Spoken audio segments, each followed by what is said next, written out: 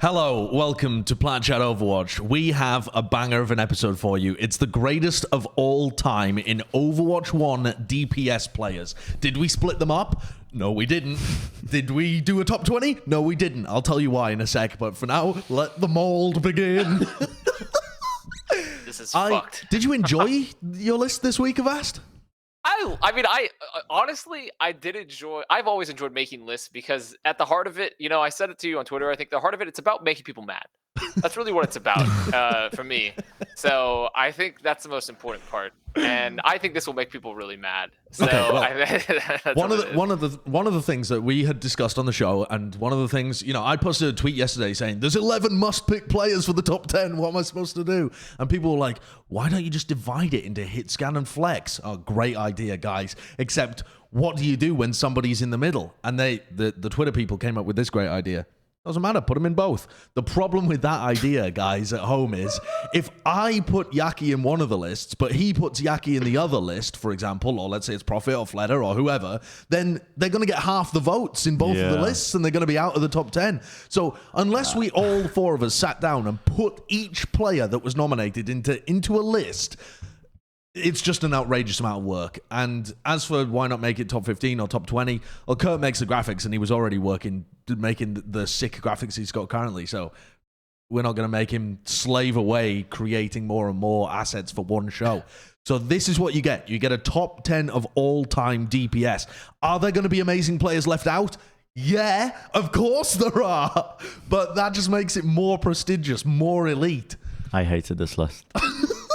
I absolutely hated this list more than any list we've created. I did a little bit of trolling with the other lists every now and then. A little bit of trolling, just sprinkled it in. No trolling with this one. Yeah. And I had 17 players, I think, maybe more. There's water just 17 players, maybe more, in my list. That I just added them to the spreadsheet. Kurt only gave me 15 numbers. I just slotted them in at the end. I have a top 20 that I gave Kurt, but I don't think he actually used the bottom 5. Anything below that is useless. I only filled out for 15 anyway, so the other 5 would not, like... If the others, they just get cut off. But this was so hard. I genuinely have somebody in my 11th spot that I feel I've robbed.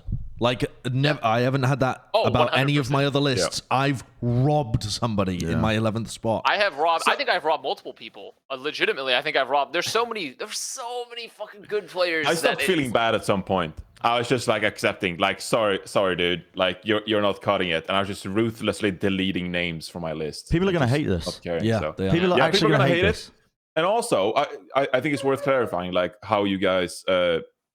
determined like who goes where, because I know, for example, Matt, he just like straight up admitted that he didn't really take goat smell into account whatsoever, because like essentially some people just like played Brig, and like that's not a DPS hero. So ultimately, is that going to take into account when you rate like the best DPS of all time, how good they were at like Brigitte? Well, I mean, for me, then it's like, okay, well, should we not rate Zarya gameplay then, because that's a tank hero? Exactly. You know? And so like you just go down a rabbit hole. Well, to be fair for Matt, he was consistent, because if he just didn't rate goats, it didn't matter because they didn't play. They wouldn't have voted Zarya or Brigitte. It doesn't. But that's why this is going to be fun, because that means that some people have just propelled and gained more points for him, and it's going to be taken into account. That's true. For example, I mean, some people are going to get hurt by that, but some people are also going to benefit from Matt's perspective, because people like Carpe.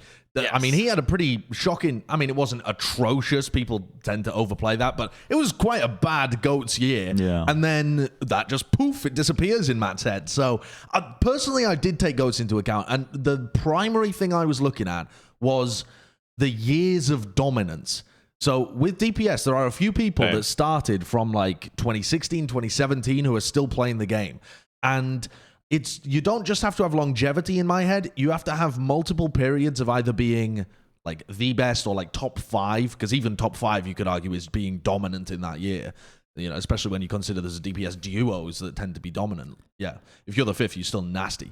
But anyway, years of dominance and years of greatness. So great being the level underneath dominance. So I listed out how many years were they dominant, how many years were they great, did they win a championship? And I tried, you went by a numbers approach. I tried to do not exactly a numbers approach. I didn't like put a weighting on each one, but I kind of listed them out and I thought, is this person more deserving than this person based on their years of dominating the game and whatever they actually accomplished whilst playing.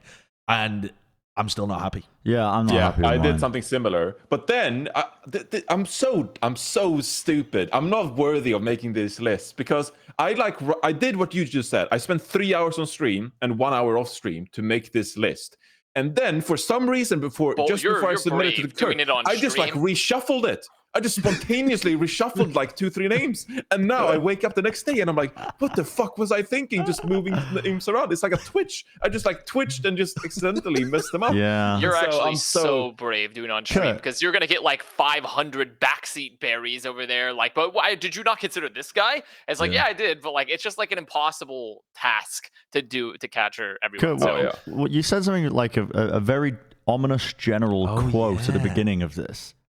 Oh yeah, I was gonna tell you guys that despite you guys having trouble, there is the second least amount of, or the most amount of parity among players.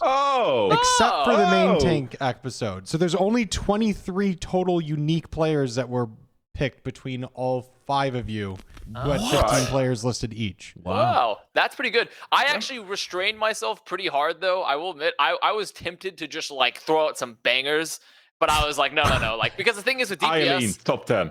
The thing is with DPS is that there's so much history for a lot of these DPS players that there's way less room to make an argument of like, okay, this player was really good for a short time, so they should make the list because I think their talent was so great. Because there's so many really elite DPS players that have been elite for a long time. Like you can't, like the windows are so long, I can't just be like, okay, throw this guy that's been there for 6 months. Like, just throw him in there. Like, you just I'm can't. I'm gonna hate this so much. I want one final question before we get into this. To what extent did you apply your idea of like skill in there? If they were like a great player on a bad team, or if they had a season where you thought they were spectacular, like the best player in their role, but they didn't actually achieve any stage wins or a title or a championship, to what extent did you value just that raw skill?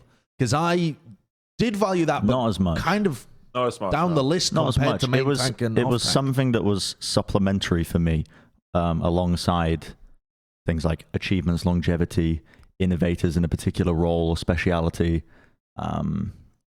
Titles, taking that into consideration. I was off the goop when I made my list. Like I was off my meds. There was no focus. Like I had no focus. I had no structure when I was building my list. I was delving into time. I was bridging. I don't know. I fucking hate this. I actually fucking hate this. This is gonna be horrible. Just get into it. Is everyone at home ready for a hate watch? Because that's what this is about to be. Okay, where do we start? We start with the 10th place. As always, working our way up the lists. So, Kurt, let's kick it off. Let's see who makes the list. It's already going to be so Who bad. sneaks in at number 10 for our greatest of all time DPS? It's Sparkle. Down there at the 10th position. And Avast says, so hyped he had every Owl team looking to drop him the bag for his rookie year after helping pioneer the Element Mystic Hackfist style. Yeah, I think the quote, I mean, I remember when people were first talking about Sparkle, everyone was like, this dude is the next superstar. Was Sparkle. Like when he was coming out of his rookie year in Element Mystic, when he was playing and people were watching how Element Mystic was playing in Contenders Korea, everyone was like, this is the guy. Like this is the rookie that everyone's looking at going into the next year of Overwatch League. And then a massive bidding war essentially happened. And somehow when the chips all fell, he was on Paris Eternal. I don't know what somehow, but it was like a really fucking crazy lead up year for him.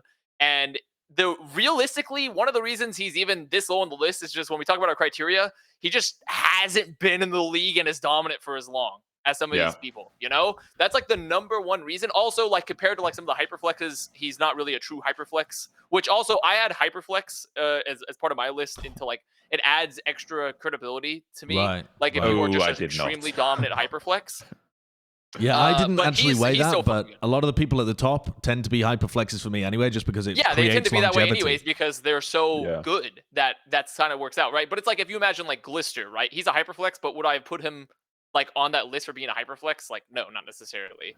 But either way, Sparkle, the guy helped pioneer a meta, I think, really kind of redefine 2019 Contenders Korea in many ways with him in Doha. And then came into the league and was an explosive personality, was like amazing, and all the heroes he played, super huge impact. And then for the Dallas Fuel, continue to do that and learn Tracer when you didn't think he was going to be a Tracer player at all. Learn Tracer. Was he an elite Tracer? Not necessarily, but was he a great Tracer and did everything he needed to do despite never being one before? Yes, which was amazing from a player perspective, being like primarily a flex DPS that has not played too much Tracer in the past, competing at like a top Overwatch League level. Yeah. So he's been very, very good. Yeah, I think he had a pretty short stint in the Overwatch League. I mean, like only a year and a half. But the word you used, Avast, was impact. And I think Sparkle had a lot of impact the time he spent in the league. And also, he was one of the few players that I actually kind of took into account his Contenders time as well, like how good Element Mystic were in Contenders. There's only a few players that did that. For example, like Runaway, when Runaway was super dominant in Contenders, Element Mystic as well. But apart from that, like I looked at Leaf's resume and I was like, I'm sorry, dude. Like I'm not going to take into account you dominating in Chinese Contenders in 2017 against players like PP and getting Finals MVP. Like it's not happening. So, but Sparkle, that time he spent on Element Mystic, coming in, playing the Genji for Paris Eternal in the Summer Showdown and then winning that stage, thanks to Hanbin and Fielder, etc. But Sparkle being so impactful and then helping Dallas Fuel in 2021, I think he had a pretty lengthy career when you look at it, like 3 years of, or 2-3 years of like good play and versatility and impact. Yeah. And something that doesn't get talked about too much with Sparkle is how good he was as just like a fill or glue player for Dallas. You were mentioning that he picked up the Tracer, but that wasn't all he played. He played anything that team needed, basically. And that wasn't his case on the Paris Eternal. Paris tried to really build around his Genji. That's why all of these highlights that we're playing are of him on Genji, because it's flashy and it won them the Summer Showdown. But when he played for Dallas, he was still a great player.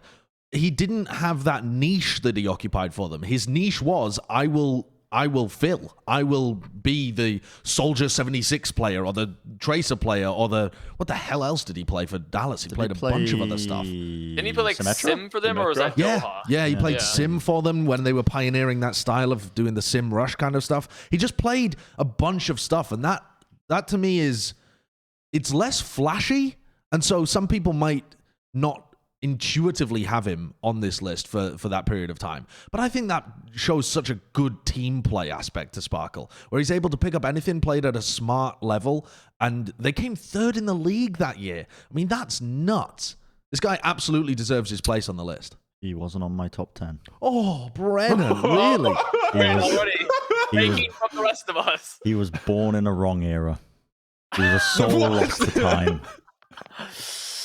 What does that mean? It means that his excellence on Genji was only appreciated for such a small window, and I feel like his flexibility, that is fantastic, was not necessarily enough to bump him up above other people on my list. Now, he was towards the bottom of my list. I mean, he's about in the right place for me here. Yeah, so about right. When I'm saying that I feel like I robbed my 11th place player, I could see a world where I bump Sparkle out and put my 11th player in, but I really feel like he deserves his spot in 10th personally. Yeah, I really respected, like you mentioned, his fill ability for this team, for Dallas Fuel. Like the ability for him to learn new heroes and play them well and be a fill player, on top of the fact that like we are forgetting just how elite his flex DPS is. Like, it is really, really good. It's just he hasn't had much of a chance to play it since, like, Paris Eternal.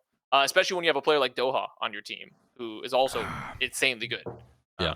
All right. Let's take a look at number 9. 9th, above Sparkle on the greatest of all-time DPS list, is Carpe. Interesting. Here we go. Carpe was a genuine MVP candidate for 2018, rolling until the grand finals. His Cassidy in the first half of 2020, oh my. I assume that's what these highlights are, actually, is the beginning half of 2020. And Carpe's a player that gets a lot of polarization in terms of people's opinions about him. If you're a Philly fan, you think this guy is just got the Midas touch. He can't do any wrong. And then there's a lot of the community that's starting to come around to the idea that he was like overhyped or washed or whatever. But the fact of the matter is, 2018 was, okay, 2017 and earlier, didn't really do too much. He was someone you were keeping your eye on, but I'm not really rating his contenders performance, to be honest. Career. So 2018, though, genuine league MVP kind of candidate for the regular season and for what he did in the playoffs too. People remember the grand finals where he got battered by Birdring and Profit, but he was rolling up until that point. And a huge part of why they made it to the grand finals in the first place was his and EQO's ability at playing that double sniper. Then, okay, 2019, it's a bad year for him. That's why he's not higher up the list, in my opinion. But his 2020 playing with this team was fucking sublime. They won the regular season in North America. He was pounding people at the beginning playing Cassidy. And then towards the end of the season, he didn't quite finish with the same gusto he began with. But when you have a career that's that long, and you have highlight like peaks, let's say, that are as good as his 2018 and the beginning half of his 2020, you have to make the list. He is just a lock for the list, in my opinion, due to his longevity and his peaks. I'm going to say if we had split this list, he would have made my top 10, but he didn't make my top 10. What? He didn't make my top 10. He didn't make either of your top 10. We was right outside of it. I'm of the opinion. I did weigh goats, by the way, but I did weigh goats, but I didn't weigh it that heavily. And it was kind of like an extra thing. So goats hurt him, obviously. Yeah. But I didn't weigh it super heavily. His 2018, obviously, elite. He didn't have, and also here's something else that hurt him compared to a lot of people that I put above him, especially when you think about how many DPS players we have. He had, like you said, Josh, essentially no career pre-2018. Like, he essentially had no accolades. He was a FaZe clan. Yeah, but that wasn't amazing. No. And he was on BK Stars. Whoa! So the point being is that, he didn't have that going on for him. His 2020, I will say, the first half of it was really good, but really the latter half of Philly season was heavily defined by Hisu and Ivy, not Carpe. Yeah. And then his 2021 was extremely meh. So realistically, there are so many DPS players on this list that have great, that have much longer periods of dominance, that have consistently done well and have done more pre-Overwatch League, in my opinion. It doesn't mean he's not a top 10 hit scan tracer player. No, he is. But the reality is we have a collated list, and he just didn't make the list because of that. But if we had split the list, he would have made them. We're only on the 9th pick, and I already get the feeling that I've been very generous to DPS players in the GOATS meta and overrated them for that year. Wow. Because I was probably a bit too kind to Carpe in that regard, because I don't know, there's some kind of caretaking part of me that's just oh, you poor DPS player, you couldn't play GOATS, that's not your fault. You were really good at all these DPS heroes, but then they forced this stupid tank support meta on you. It's not your fault. And I still rated them pretty highly because of that. So Corporate was one of those. I mainly rated him because in 2018, as you said, he was an MVP candidate. It was Jonak, Carpe, and then Bedosian, in the playground, a lesser Jonak. But they were the only 3 MVP candidates, right? Am I misremembering? I can't exactly remember who the third would be. I only remember Jonak and Carpe. Honestly. But Carpe was that good. He carried games playing hitscan. And then, as you said, early 2020, he was an MVP in the early half of 2020. He was so good on this McCree, but then you said he dropped off pretty hard. I had him a little bit higher on my list, to be honest with you, because he was so dominant and because he took over games. I think I can look at my list to some degree and sort of ask the question, how scary were they in the lobby when you played against them? If you had to play against this player, how would you rank them, how scary they would be? And Carpe, at his peaks, was fucking scary. This guy was a maniac playing hitscan hero. So I had him a little bit higher because I think he was so dominant at his peaks. Yeah, I mean, he still had a year and a half of dominance, right? The 2018 and then first half of 2020 is a year and a half of being one of the best players in the world, one of the best DPS players, a handful. And so the really aren't, I mean, I don't know, maybe we're defining dominance differently, but I didn't really find too many players that had more than 2. No, it's pretty rare. 2 years of dominance is about the peak. Yeah. So I don't know, 1.5 is still incredibly good in my opinion. Why didn't he make your list? We've heard from Connor. He made the top 15. Yeah, of course he did. Obviously he made top 15. He made my top 15. I would hope so. No elaboration. He was an MVP candidate for a year and a half. Okay, 15's pretty low. He was 15th, which is going to absolutely annoy some people. It's already annoyed you.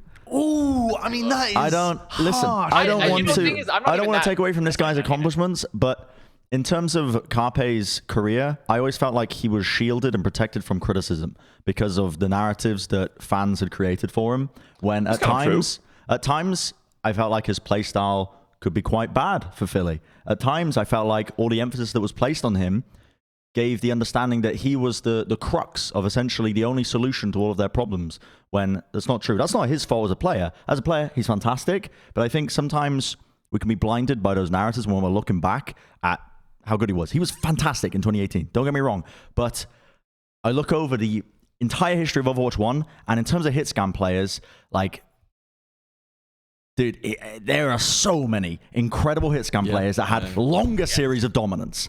Okay, well, let's take a look at some of them then. Let's have a look at number 8 on our lists.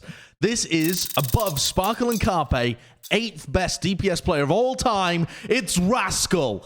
All right. Bren says, from Kongdu to Dallas and getting dropped only to grind it all back in Tier 2 and earn multiple titles. A true legend.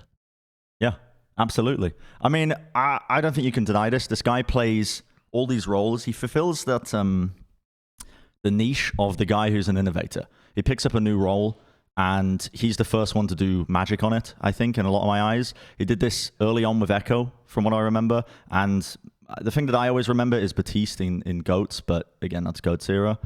And yeah, did it this with, guy's Sombra just as well, actually. It got an incredible storyline. The fact that he had success in Apex, ended up joining the completely disorganized Dallas Fuel, and most players, when they get their careers killed by Dallas Fuel, they never come back. But he grinded on NRG, he grinded in contenders, he worked his way back in, and he joined the league and immediately had a very tangible impact on the Shock, this system that he was playing within, and earned multiple titles with them and played a key part in a lot of those wins across the board. I really respect Rascal as a player. And now he's the assistant coach of Dallas Fuel. He's having his own impact in wider ways. Obviously, that's not related to him as a player, but the guy, I think, showcased something that not a lot of players have, which is that ability to just keep grinding, keep working, and also innovate and push forward roles. He did it many, many times in his career. He's a bit of an interesting player to evaluate, right? Because he's not like, correct me if I'm wrong here, Valorant guys, but he's not like your typical Reyna, Phoenix duelist, right? He's more of like, the Sova. Okay. He's more like, the side character. It's a bit more glue in this guy, flexibility, innovating, because when you look at... Well, he doesn't steal the show. He doesn't, well, I mean, he can steal the show, but what I mean is like, when you look at his biggest career highlights, it's like playing Brigitte for a Shock, in the 2019 year. It's innovating on Batiste, a support hero. It's perhaps playing some Mei, and then he had those moments playing Genji that I've already ranted about in the Countdown Cup. I actually had Rascal at 8. You can't forget about his 2017 year as well, playing alongside Birdring and Kong de Pantera in Apex Season 3, one of my favorite teams ever. But Rascal is not your typical click headshots and get frags highlight DPS player, but I did give him a lot of credit for the way he's able to innovate and fill that flexible role in teams like the San Francisco Shock. So a very interesting player to evaluate, but I had him highly because of his flexibility in that way. I know I spoke a lot, but I want to add a little bit more as well onto what Johnny said, because it ignited something in my brain. But I really did respect any player that is able to play not just one singular role defined like hit scan, aim good. You know what I mean? His intelligence was just pervasive in every role that he touched, it felt like, in terms of him pushing it forwards as a player, which is really valuable and something that a lot of people don't notice a lot of the time. This guy, I think... I'm not going to say anymore. I've already spoke a ton. I'd like to follow up from that point too, because I think a lot of people are going to expect our top 10 list to be the flashiest players, the players with the most highlight clips, or the players with the highest peaks. And to me, Rascal defines the exact opposite of that. Not because he never got highlights, but because he helped your team win. Not by getting all of the kills, but by being the player that helps you get those advantages elsewhere. For example, the Mei play, the Sombra play early on, the Brig play. He's the supportive element, and it can get overlooked. But there's a reason why his teams that he's played for are considered some of the best we've had, right? His early pairing with Birdring and then his latter pairing, like when he's playing for the Shock, here he's paired with Striker, different pairings when they're playing Goats. But the point being, he always brought the ability to win. He's not just a guy that's going to flashy hit shots, but ends up not making the right decisions or prioritizing himself instead of the rest of the team. He's got an ability to find the edges and understands what it takes in order to actually win games, win titles. The guy's incredibly decorated with an outstandingly long career that spans back to, what, 2016? I think so, yeah. Or like at least 2017. And Definitely 2017. yeah. I can't remember 2016, but yeah. Yeah, The I guy- can't guy's exactly a remember. fucking beast. But anyway, one of the longest careers, except he did take some time away during like the 2018 season. Didn't look great for him because he was essentially benched for Birdring and Profit and then had to grind his way back through Tier 2. But his Yeah, but 2019 imagine season being is benched fabulous. He's not often talked about because there were other stars on that team for sure. But his 2019 season was fabulous and he was playing pretty much all the time. And then people forget that he was insanely good in the finals too. The meta changed for the 2019 finals and Rascal continued to be a god tier player for them that actually started doing more of the highlighty stuff you expect from DPS people. So, you know, that pairing of Rascal and Architect was just as good when they put those guys in to go and win maps in the finals or the semifinals, etc. So, yeah, I actually had him even one spot up. I think Rascal's a legend. Yep. I mean, he's definitely in the top 10 list, and I think it's hard to place him just because of, like you said, he's a supportive element, and there's so many players that we're ranking here, but he's undoubtedly a top 10 player of all time in DPS. Like, the guy fucking pops off. Bren He's just burned his also tongue very on rare. the T. So he's Okay. running away. Okay. He's Goodbye, going to Bren. run his mouth under the cold tap. He's just... I don't know why you took a drink. I listened to you, Avast. I heard what you said. I mean, there wasn't much more to add. Everyone else already said that. Once you get like 3 people at this point, for most players that are pretty that we all agree upon, there's not much else to add. Like, Right. you know, Yeah, for it's sure. like the guy For sure. the guy is really fucking good, and he's also a special anomaly in DPS players in that he was actually more of a brain player than an aim player. Okay. Who's next? This is Let's gonna get take so a look. messy. Oh my Let's god. take a look. So, number 7, greatest of all time DPS, Haksal. Here we go. Reinforce says, Haksal's peaks in 2017 and 2019 are some of the highest ever reached by a DPS player, and he had the potential for more. Jonathan, tell me more. Haksal is one of those players that I think in hindsight I perhaps rated a little bit higher, but I did it for good reason. Like, this guy was so incredibly dominant at his peaks, like I mentioned in the quote. 2017, playing for Runaway and Contenders, his Genji was iconic. Like, he was one of the most...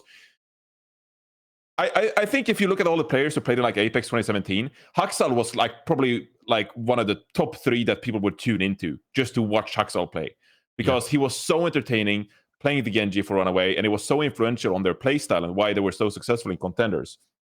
It was a massive shame that he did not play in the Overwatch League in 2018. And I think he was eligible, right? I think he was age eligible to play in 2018.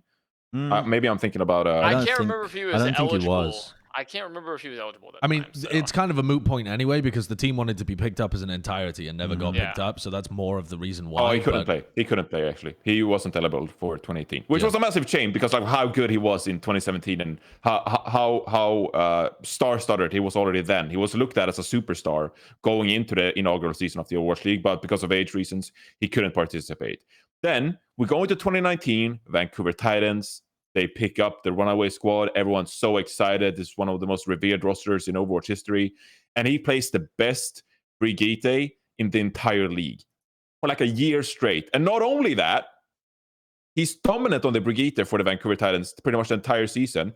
And then he comes out and plays the Doomfist as well for the Vancouver Titans. He's a big reason why they're able to make this deep run with the team as well in the double shield meta. He was just like, he was like the fucking cherry on top of an amazing foundation with the Vancouver Titans squad because he was the superstar player on that team of an already great, well-rounded roster.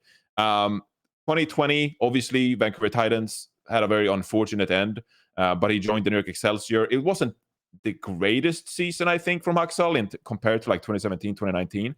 But I still think that he put like his weight. He played some Sombra in the Asia playoffs. They missed out on one spot, I think, qualifying for the Final Four. I think they got third in Asia. But he at least like contributed to that roster. And I think he had about equal playing time to some names like Nene. I think he played more than Libero, etc. So he contributed in 2020, but the big reason why he was rated highly for me was just like how dominant he was on this Genji, Doomfist, and being able to actually flex to some other different heroes as well and remain like one of the biggest threats in the server if you play against Axel.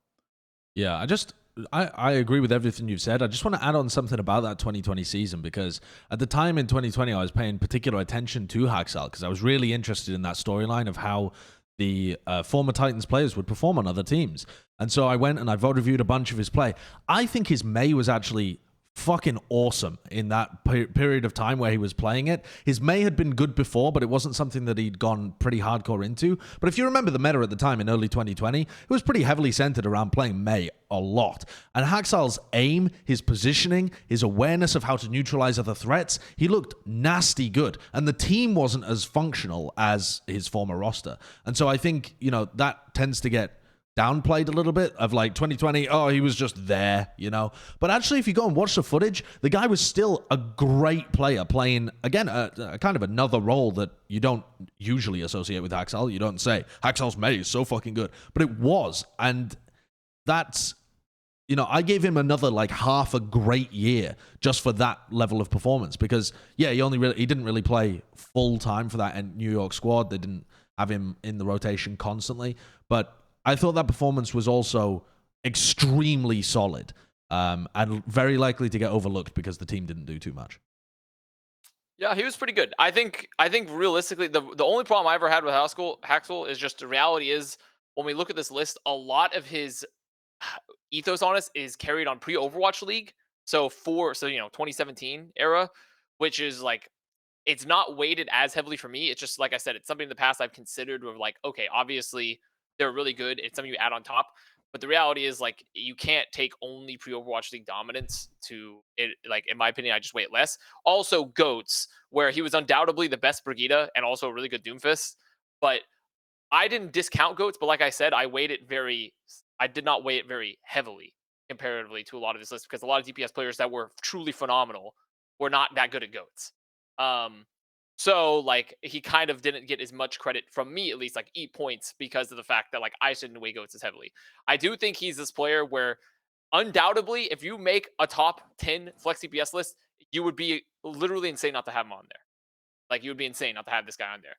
It's just, for me personally, he was, like, sitting right around the edge of, like, the top 10 of the overall DPS list, just because of the factors that I said. But realistically, he's one of those players where I feel like I kind of robbed him because he probably should be in there because how good he was. And like you said, Josh, his 2020 was still pretty good. It was still pretty good. It's just New York was bad. But he himself was pretty good.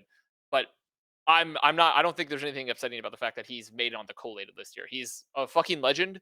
It's just unfortunate that so much of his career is weighted pre-Overwatch League / Goats, and I didn't weigh Goats as heavily overall. So I had him at 14. Holy. Is this, again, because you were... It's above Carpe. Yes, it's above Carpe. On my list. But also, I mean, the arguments that Connor's presenting make some level of sense. If you discount Pre-Owl and you discount Goats, I mean, that is a huge proportion of Haxal's gameplay. Exactly. I mean, that's almost it entirely. Was it the same for you? Or? I don't want to put my argument forward from the perspective of Haxal's a shit player because he's not in my top 10. Yeah. Because... But what struggled so much what here. Factors were you rating? Titles, longevity. I mean, they kept second place in everything, so he doesn't actually have that many titles. With Haxal's individual performance as well as a player, not even his individual performance is not in question. The guy's a freak mechanically. When you look at his history of playing on multiple teams on a multitude of roles, like there's no discounting that, but it didn't get your juices flowing. Not even that. Again, I feel like it's a similar situation. Maybe I'm just fucking built to go against the grain. I don't fucking know. But something about Haxal, and again, just the narratives that come about this guy, he got a lot of... he got a lot of leeway when it comes to criticism, and he rarely misplayed, but I know internally as well, his mentality for how he played the game was not how Overwatch really is played as a game. And he's a very demanding, resource-driven player. Maybe that changed in his later years, but I know early on for a fact, it caused issues with teams that he played on, because he's a very demanding player individually. Bren wants stoic Overwatch. I don't. It's not that. Stoic Overwatch. It's stoic that I Overwatch. acknowledge his individual skill. He's literally 14 out of the top DPS players of all time in Overwatch 1. Do you know how many DPS players we've had in Overwatch 1's history? Yeah, it's still not Hundreds. bad. It's not a bad. And if we split the list, he would be 100% on the top 10. Like Hundreds. DPS And lists. it's a statement that he's 7th here, with even me putting on 14th. The aggregate results, you all think that he should be placed higher, which I completely respect. Listen, I submit my will to the machine, the algorithm. I care not if I am wrong. I have removed my ego from this list. Okay. But my personal reasons are that I think titles, I respect a lot. I don't think he came close to some titles. His individual skills, for sure, unquestionable. But there are players I've got above him that achieve things that also achieve similar peaks in skill and had similar reigns of dominance. Okay.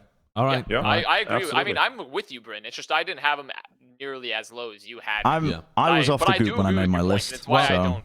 I'm not faulting anyone for having a different evaluation model either, right? Yeah, well, like the point of the fun of this is that people rate greatness differently. Paxel's right? also a really tough player to rate simply because his best years in the highest competition was in GOATs, which was like such a ridiculous thing for a player of his caliber to have been stuck into. It's simply some sort of sick cosmic dick that we're having to take here. It's just it's not cool. Okay. It's not cool I'm that it following. ended like that, but it's just what it is. All right. Well, I'll tell you.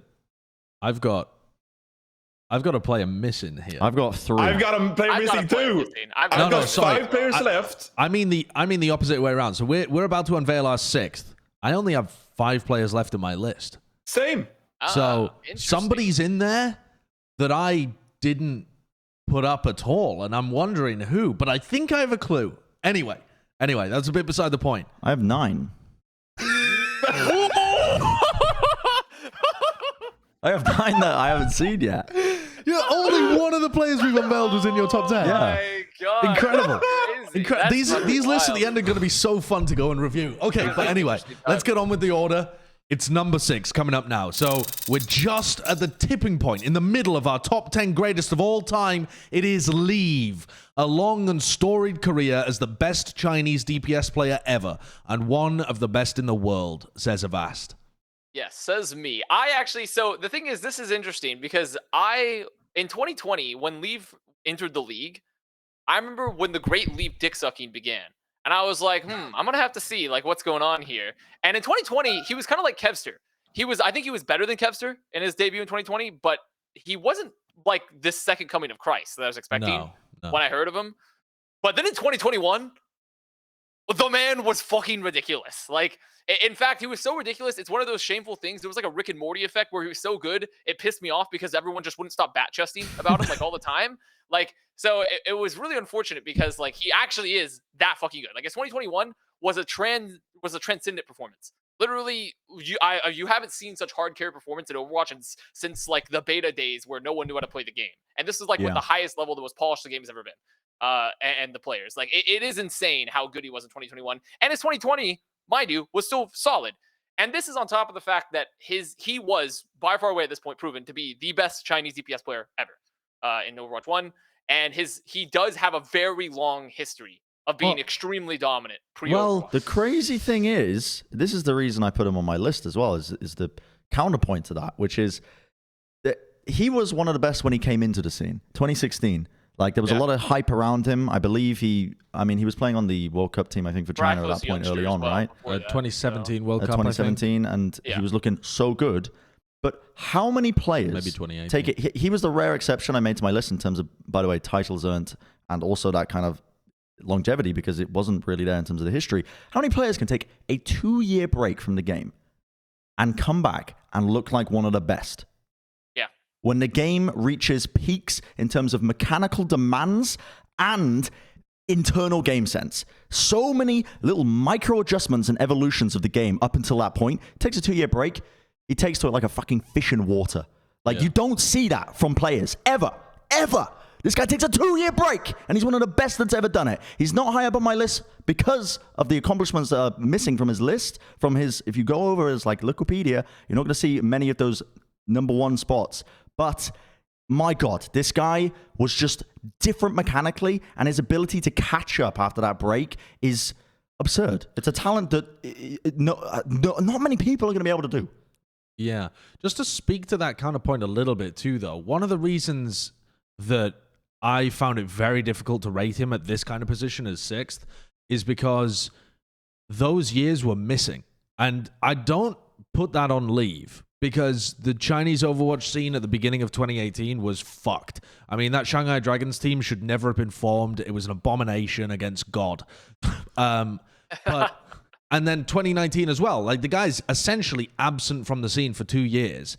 But I mean, that's not good. That's not a good thing for your greatest of all time career, you know? We're not looking down the checklist and one of them is take 2 years of absence from a 4-year-long game. No. Or like 5 years, I guess. Not.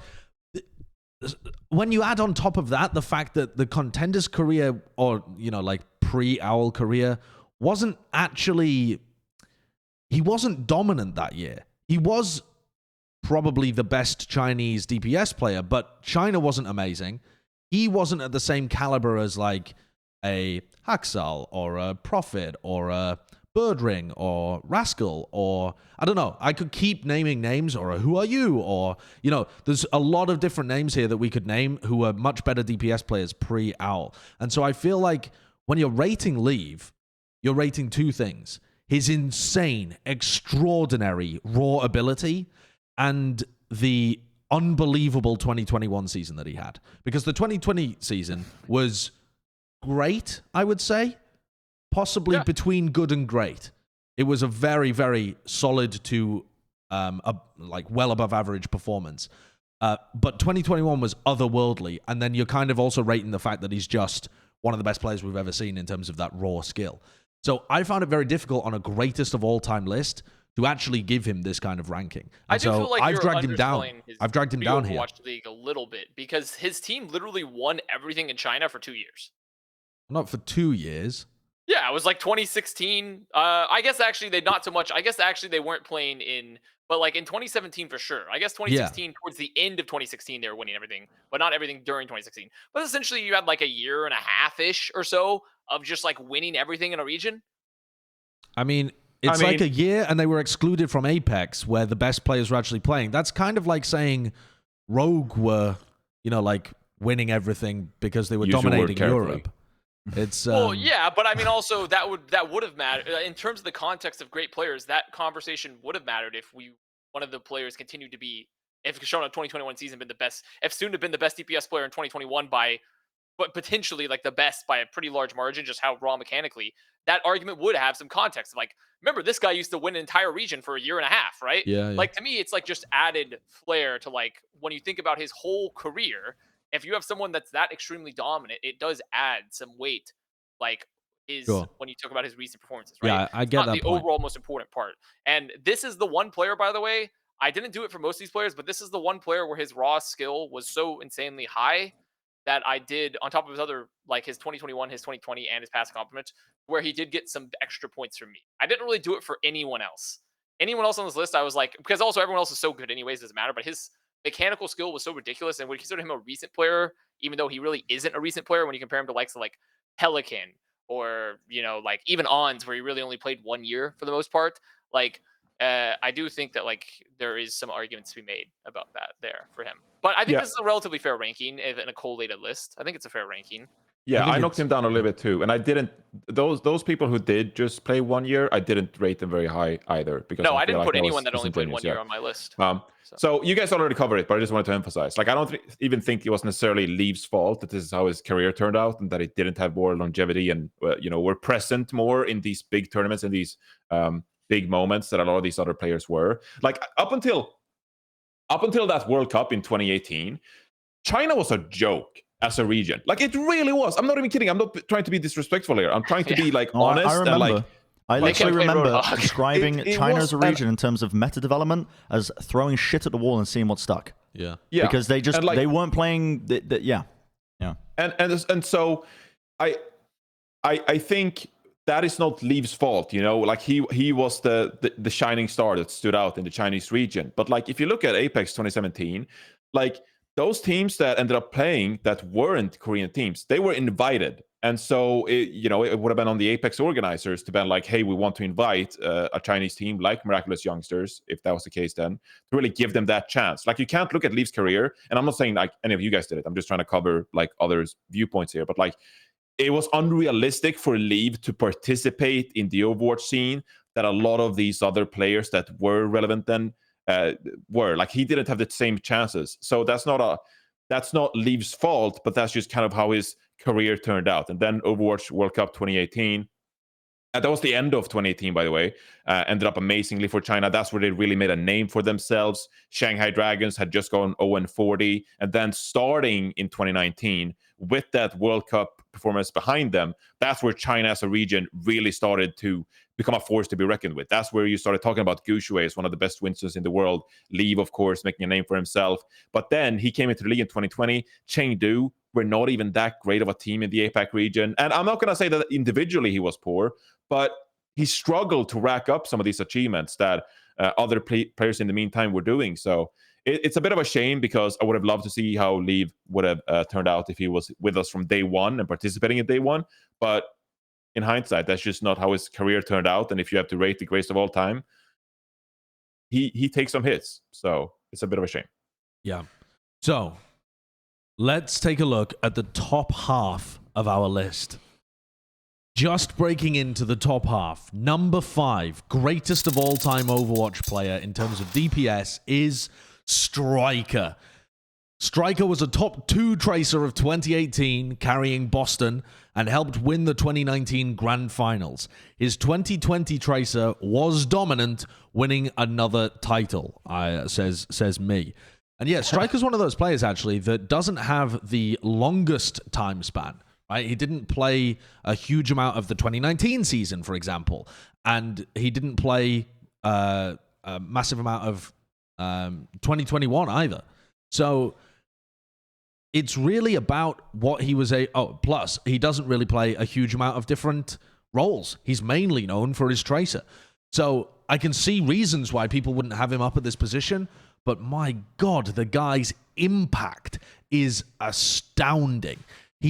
I don't think it's unfair to the rest of Boston to say, without Striker, there is no chance they get close to their performance in 2018.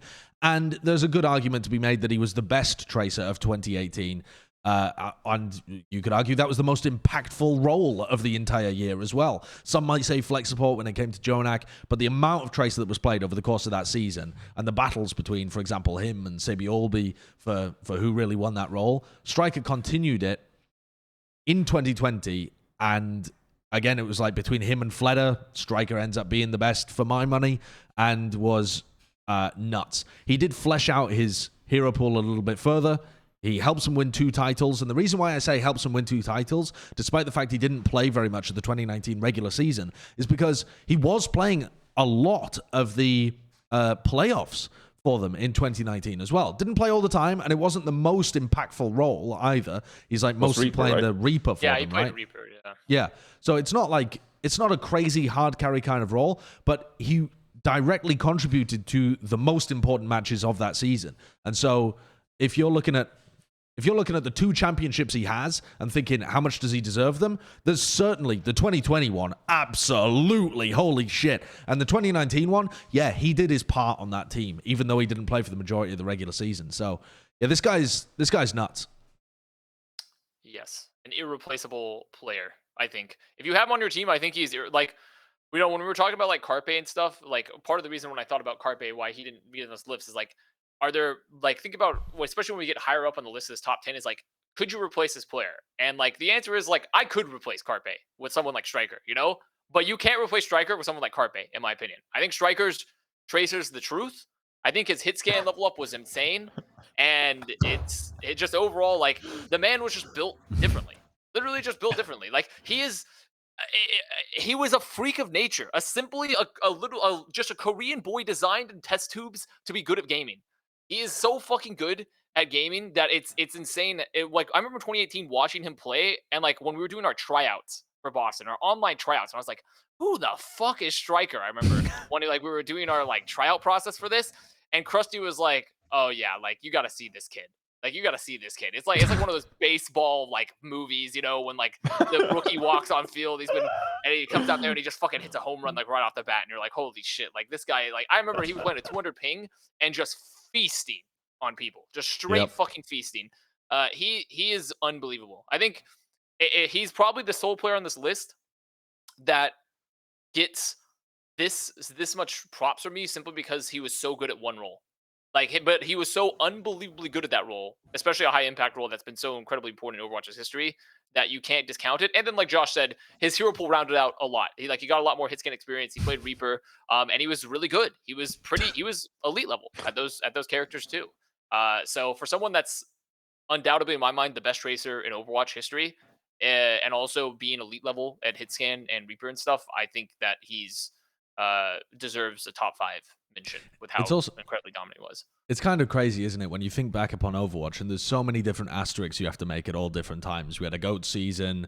I mean, we've had like an online season where the regions were completely game split. like it. No, there's and then honestly also, no game like you it. got players like Striker, who it's like, yeah, Tracer was so important that being the best Tracer in Overwatch history kind of auto books you into the top 10. Mm-hmm. And then if you're the best Genji in history, you might not even make the top 10. If you're cool. He was a man lost in time. If you're the best May in history, he was born in the wrong era. No one gives a fuck. You're the best Junkrat in history. You're currently coaching the Houston Outlaws. It's like, it's such a weird game because part of it is luck about like kind of what you specialize into and how good that is. But the thing that I always think about with people like Striker is that when Tracer is a must pick, there is so much more competition for that pick. If you're a niche silly hero person, you might be one of only 3 niche silly hero players in the league. So it's easy to be the best at that. When you're trying to be the best tracer, every team has a tracer. Every team is trying multiple tracers. Every team is trying to get their tracer to be the best tracer. And you're head and shoulders above the competition. That's crazy. We should do a best silly hero specialist top 10 list. Mangachu, Junkrat. Mangachu, Blase, Ding, like Jake, Hydration. Youngjin. Yeah, Hydration, Youngjin. Like Youngjin was so good. Mm-hmm. We could have a great silly hero specialist. This, by the way, Avast, I'm just gonna start calling Striker the truth from now on. He is. His tracer was the truth. It was like it was probably like a fucking 10 Commandments moment. I was a heretic in 2018 for saying that he was the best tracer in the world. Yeah, I mean, it was a hot take. One of those things. I remember you very distinctly. Everyone was just talking about Sabiolby all the time. And then around like stage 3, when Boston went on that run, I think you were one of the people who started like, hey, Striker and Sabiolby are the top 2, and Striker might even be the best one. Well, Bren, I think Bren was quite firm on Striker being the best one, even after, because Sabiolby ended up beating him in that finals. In that finals, and he got bested. But I still Bren maintained that Striker was the better. It's just his team was worse. And I know that was ages ago, by the way, but that stage 3 finals was epic. Like that was an insane showdown. Also, just the storyline was brilliant building into it. You had a team that was the dominant one of the entire year that had the best tracer historically, and the team that had done the perfect stage with the new upcoming best tracer. It was just the perfect matchup. Yeah.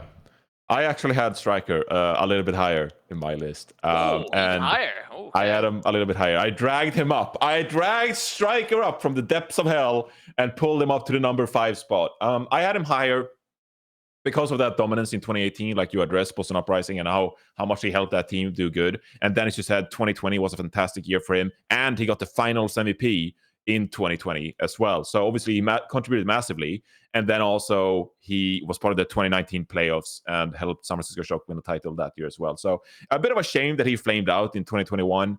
I can't remember whether he retired because he was like tired of the game, like he was training, right? I mean, there were some there were rumblings. Oh, there were rumblings. There were some, as Bren would say, Haxel moments, perhaps. Yes, there were rumblings that he was difficult to work with as a teammate. Yeah. But anyway, he was massive. He contributed massively. If you just take away the 2019 regular season, like the first 3 stages, GOATs. If you just remove GOATs and you look at the entirety of 2018, the playoffs of 2019, and Strikers 2020, I don't think you can find a player that's almost like as dominant as he was and as impactful for Boston Uprising and San Francisco Shock in that time. So it's almost like we had to delete part of his history because Goats was a thing and he wasn't as good as Rascal and Brigitte and he wasn't as good as Sinatra and Zarya. So like at that point, I'm like, it's not your fault, Striker. Again, it's not your fault, but those 3 years, he was absolutely amazing. So I rated him a bit higher because of that. Yeah. I think that's quite reasonable. Let's take a look at who our number 4 is. We're starting to get into medal territory, but this player is just on the cusp here. Our 4th greatest DPS player of all time is Birdring. The definition of goated with the sauce, says Bren. Been here since day one, and with his resurgence in 2021, earns his spot high in the rankings. I like how you spelt resurgence. Like I said. Well, actually, I added these quotes this morning when I just woke up while I was doing Wordle. Okay. And I didn't spell check any of it. I just I just rushed it out. And I cannot think of a better target for Goated with the Sauce than Birdering. Because he really has been around in the scene for quite some time. He hits off the check mark when it comes to longevity.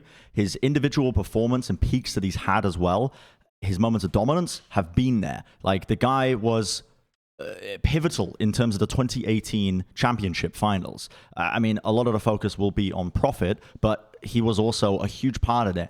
And then we had these huge question marks surrounding him as a player from 2018, after that point onwards, until 2021. It felt like vindication for me watching him in 2021 as a player, because I had essentially given up, I think, on him as a player. I felt like, you know, maybe the environment of Gladiators, coming into a new team environment, maybe this is what he needs to reignite the passion in his career.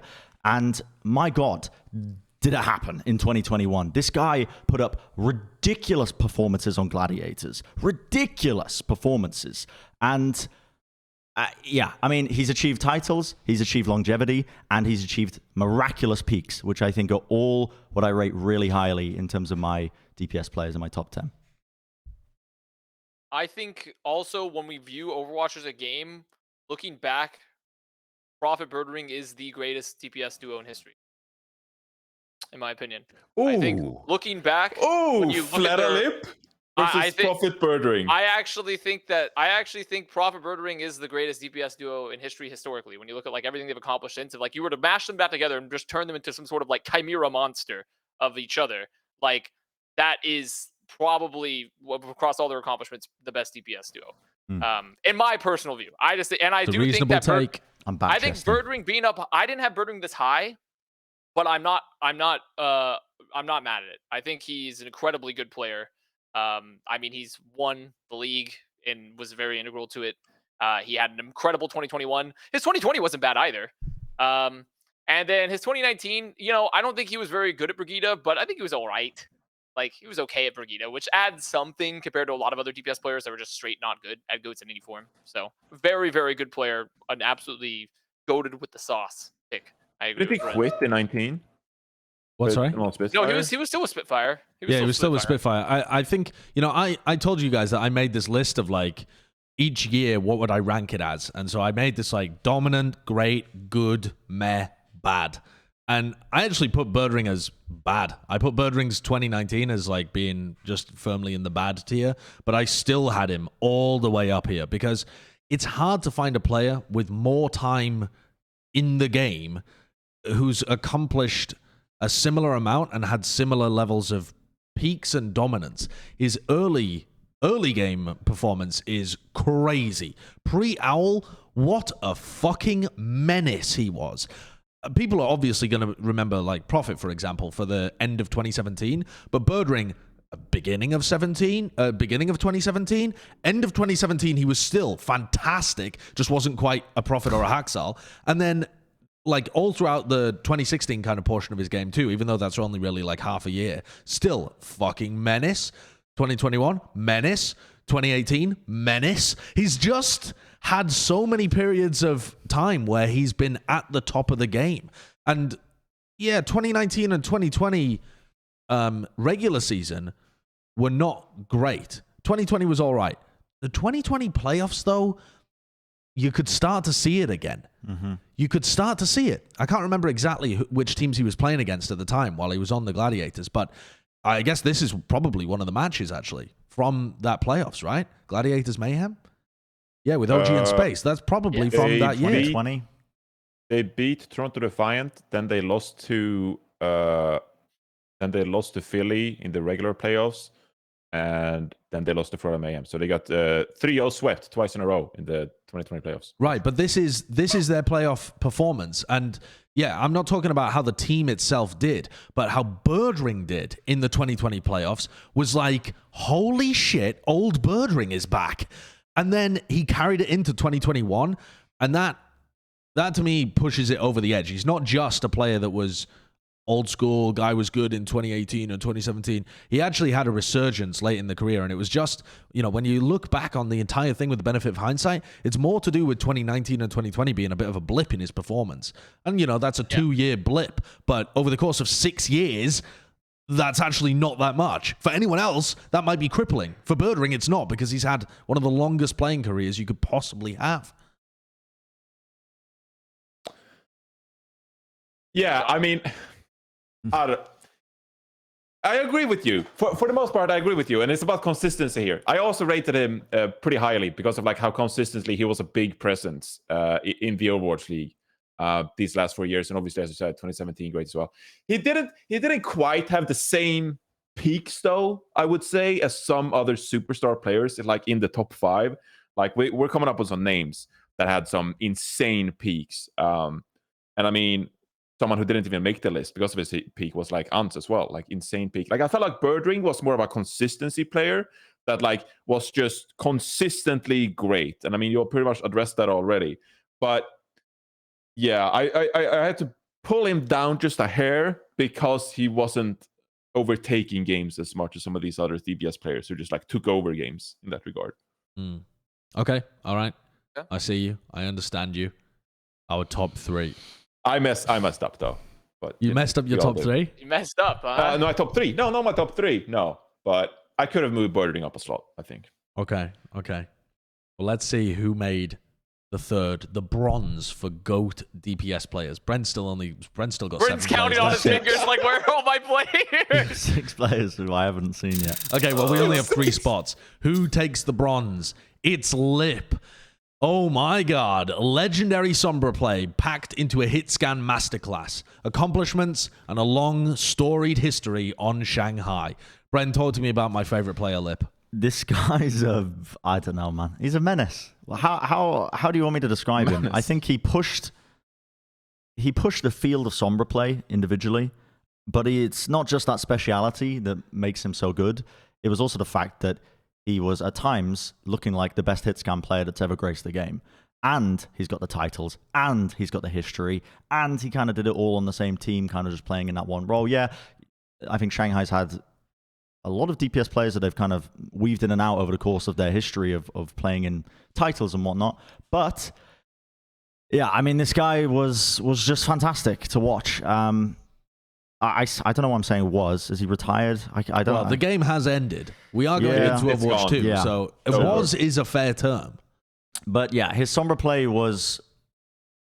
There's not many players, I feel like, in Overwatch, or even roles in Overwatch, where you can have such a large weighted impact, where you can literally feel them shoving their weight around the server as they're bullying other people.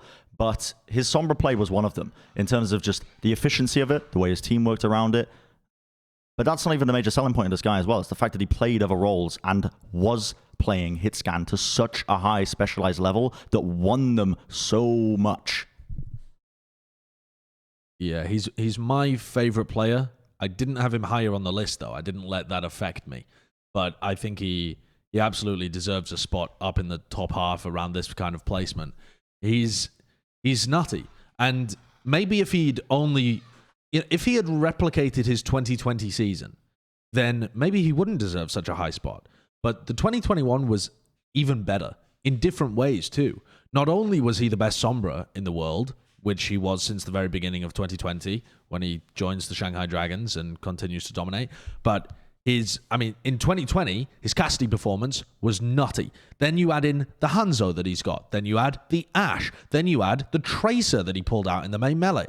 And you're starting to add all of these layers onto a player that's already got best in the world on one of the heroes, and you're starting to add like potential best Cassidy player, potential best Hanzo player of the season, and you're like, holy shit, like, calm down, dude. You're overloading. You're overloading. And there are certainly other candidates for those kind of heroes as well. That's what makes Overwatch so amazing, is that at any point, it feels like you've got 5 players in contention for those hit scan kind of positions. But Lip was certainly in that kind of place.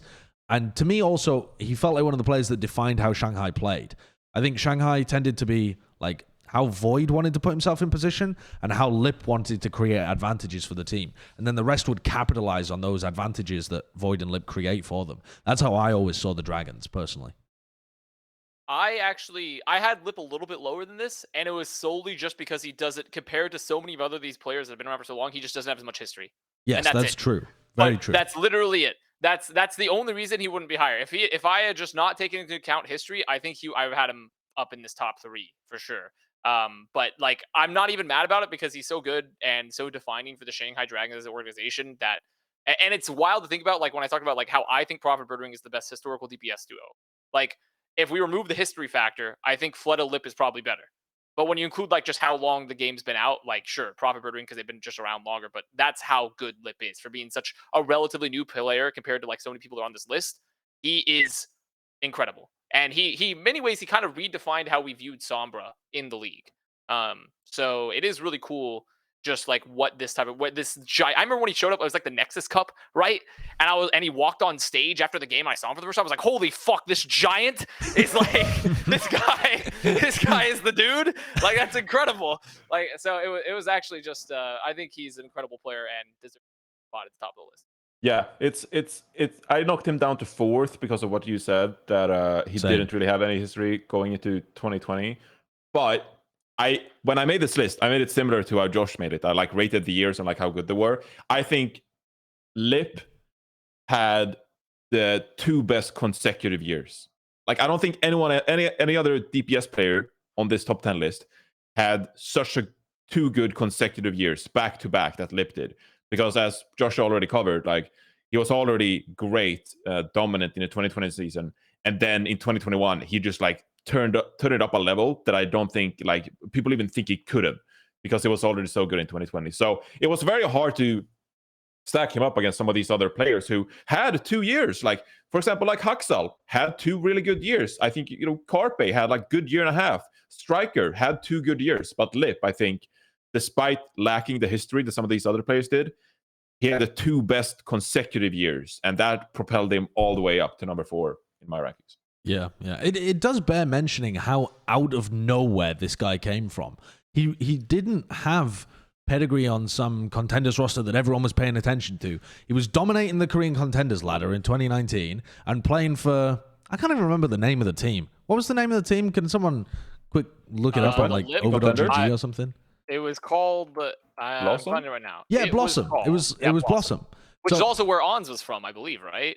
I don't know whether they played in the same time period though. No, not the same time, but the same team, I think. History was super early on. Yeah, but Ons was with Blossom. Yeah. But yeah, Lip was, and I think they were playing in like Contenders Trials or something. Yeah, and he was just Open Division and then Trials. Yeah, like it wasn't like this guy had been performing really well in Korean Contenders and dominating the ladder.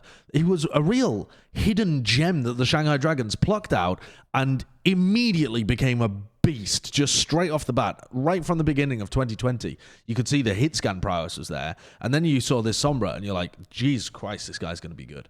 So yeah, an absolute monster, and definitely someone to keep an eye on in Overwatch 2 as Sombra gets a buff and his stocks are through the roof. In 2018, Blossom had a DPS duo of Lip and Ans, and they went 1-4 in Korean contenders. Yep. That's nuts. There you go. That's crazy. Yeah.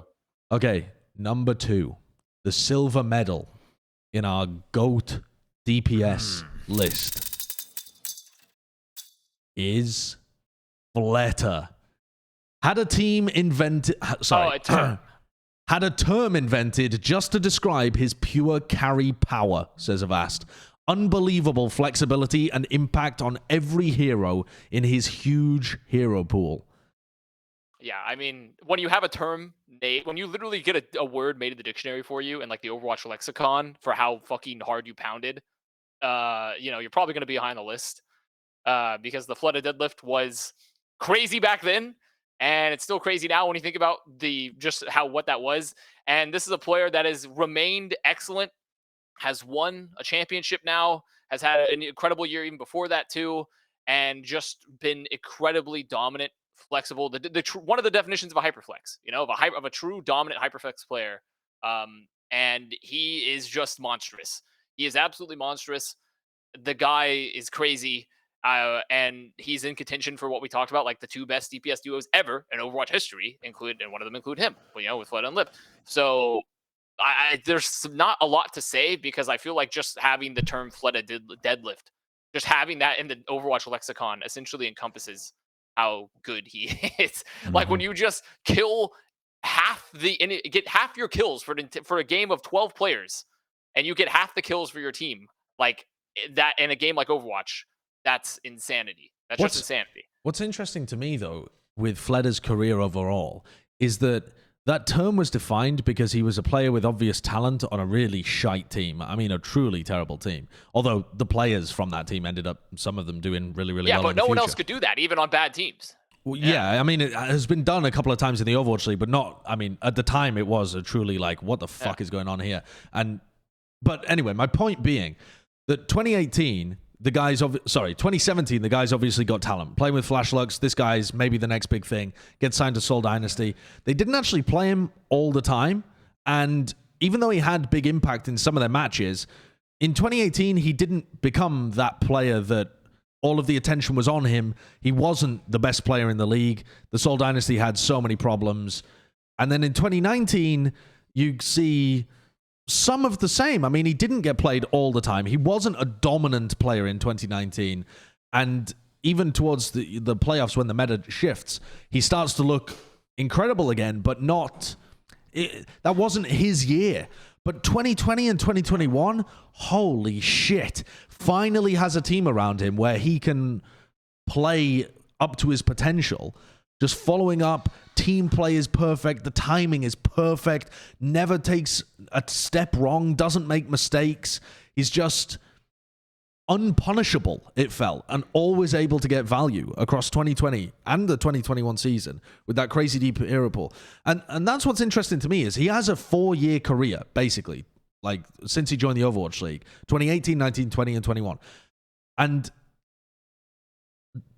he was so outstandingly good as a player, but didn't actually achieve too much in those first 2 years that you could have seen his career just go down the path of like wasted potential.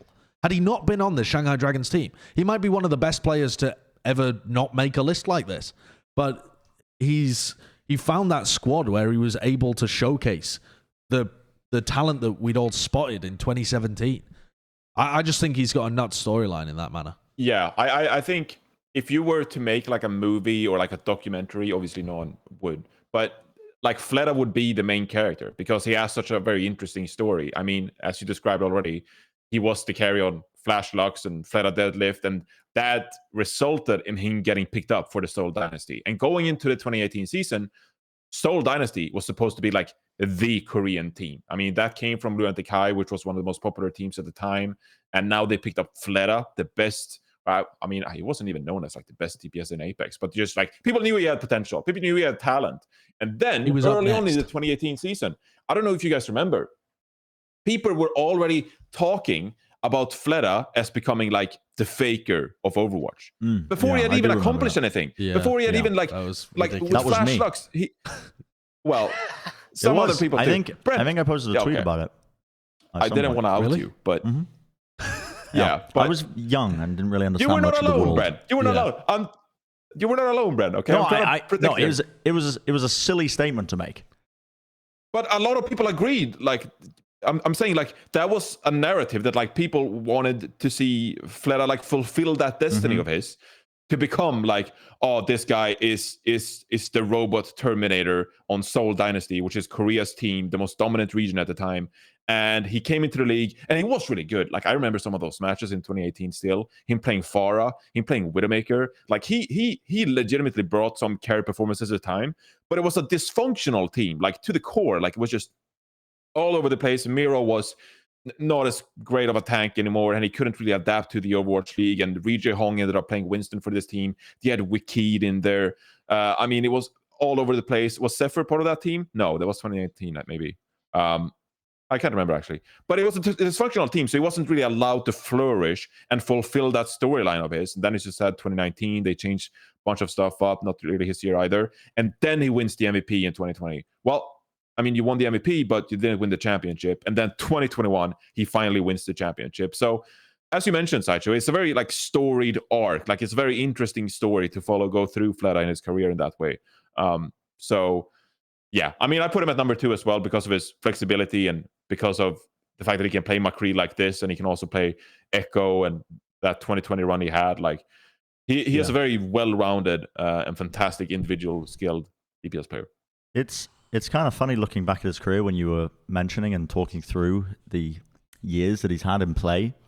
But I was thinking that I think it was a blessing in disguise, him being placed on that dysfunctional Seoul Dynasty roster that didn't know how to make any of their players work. Too many cooks in the kitchen with the coaches, and never really met his full potential. Because I think that there's a trap that a lot of teams fall into when they get these superstar DPS players, and it's that they focus entirely on trying to empower that one player, which Fleta never really had. We always described him as a low-resource DPS player.